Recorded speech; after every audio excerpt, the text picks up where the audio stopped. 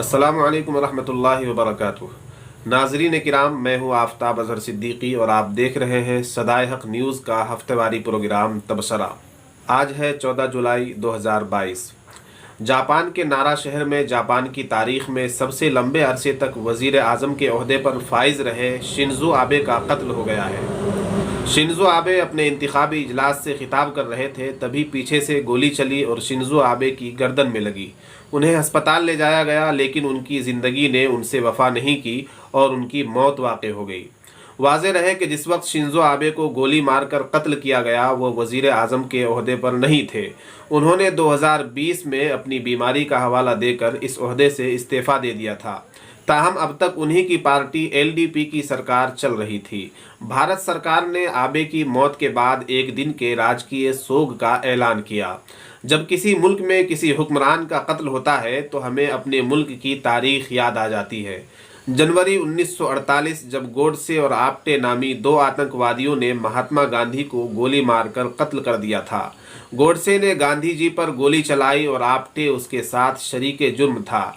दोनों को फांसी की सज़ा दी गई।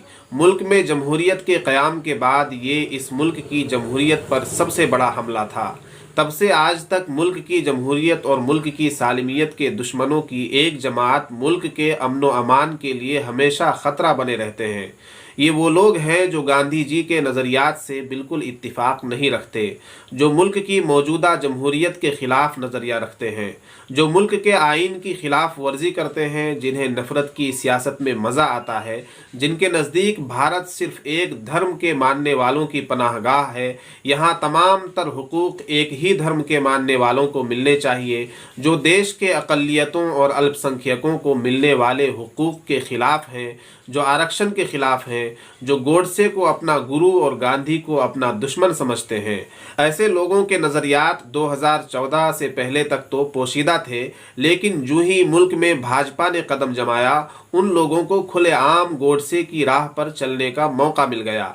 लेकिन ये वही मुट्ठी भर लोग हैं जिनका या तो भाजपा और आरएसएस के किसी संगठन से कनेक्शन है या फिर गोदी मीडिया और व्हाट्सएप यूनिवर्सिटी ने उनकी आंखों पर अंधभक्ति का चश्मा लगा दिया है और उनकी हालत सुम्मुम बुकमुन उम्युन फहुम ला यरजिऊन जैसी हो गई है।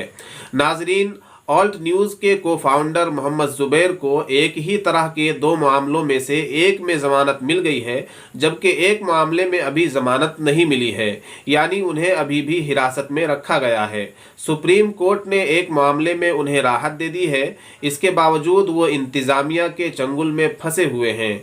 आखिर ऐसा क्यों है? सभी आज़ाद पत्रकार, सभी हक़ गो सहाफ़ी और दुनिया भर के इंसाफ पसंद लोगों ने मोहम्मद ज़ुबैर के हक़ में आवाज़ उठाई। ट्विटर पर आई स्टैंड विद ज़ुबैर के हैशटैग ने ट्रेंड किया, लेकिन उन्हें अभी भी मुकम्मल राहत नहीं मिल सकी है। इससे मुल्क में सहाफ़त की आज़ादी का मेयार तय किया जा सकता है। अगर आप एजेंसियों की सरगर्मियों को देखेंगे तो आपको अंदाज़ा होगा कि इस मुल्क में अगर सरकार और एजेंसियां चाहें तो किसी भी बेकसूर को ज़मानत मिलने के बावजूद फंसाकर रिमांड पर किसी न किसी बहाने कैद करके रखा जा सकता है।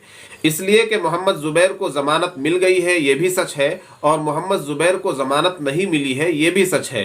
एक फैक्ट चेकर सहाफ़ी जिसका काम सोशल मीडिया की अफवाहों का पर्दाफाश करना है, उसको कुछ लोगों की शिकायतों पर हिरासत में ले लिया जाता है और उसको ज़मानत ही न मिलने पाए इस कोशिश के लिए सरकार की तरफ से वकील मुकर्रर किया जाता है। क्या यही इस मुल्क में सहाफ़त की आज़ादी का मेयार है? हद तो यह है कि अब ज़ुबैर के ख़िलाफ़ उत्तर प्रदेश पुलिस ने SIT यानी स्पेशल इन्वेस्टिगेशन टीम का गठन कर दिया है। यानी एक पूरी टीम मिलकर इस बात की तहकीक करेगी कि ज़ुबैर का जुर्म क्या है। इस मुल्क में बहुत से लोगों का जुर्म दिन की रोशनी की तरह साफ नज़र आता है, लेकिन उन पर कार्रवाई नहीं की जाती।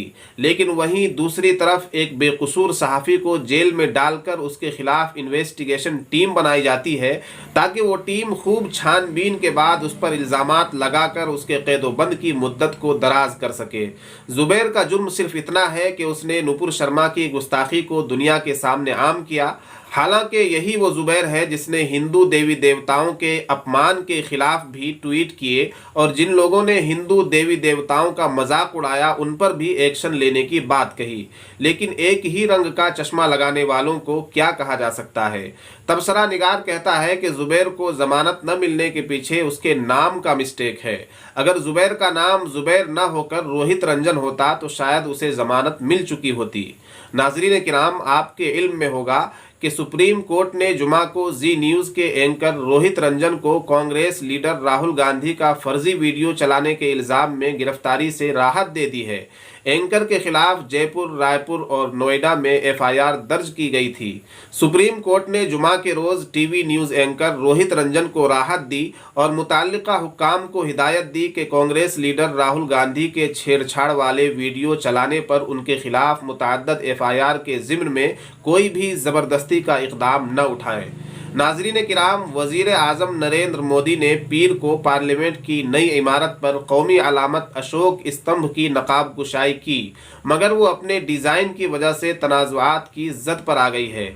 इल्ज़ाम है कि मोदी हुकूमत ने कौमी अलामत के तक़द्दुस को पामाल करते हुए उसका डिज़ाइन तब्दील कर दिया है, जिसमें शेर पुरवक़ार नज़र आने के बजाय जारिह और पुरतशद्दुद नज़र आ रहे हैं।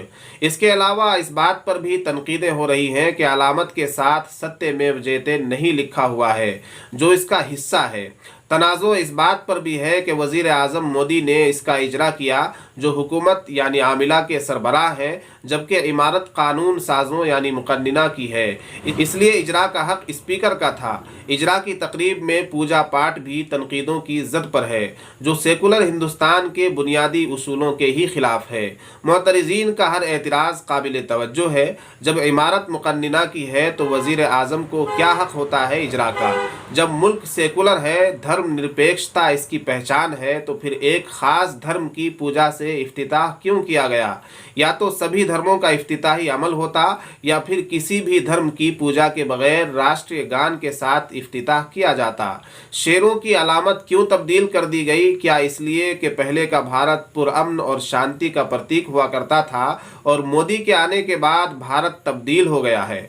यहाँ का अमन ख़त्म हो गया है, यहाँ की शांति भंग हो गई है, दंगा फसाद आम हो गया है, धर्म युद्ध की स्थिति बनी हुई है, हर तरफ नफरत का माहौल गर्म है। अगर इसीलिए शेरों की शक्ल बदली गई है तो फिर एतराज़ की कोई बात नहीं रह जाती, फिर तो सही हुआ है।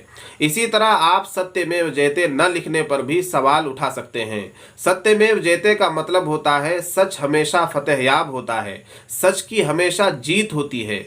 तबसरा निगार कहता है कि शायद मोदी जी ने अशोक स्तंभ के नीचे सत्यमेव जयते न लिखवाकर इस जुमले पर शक जाहिर किया हो।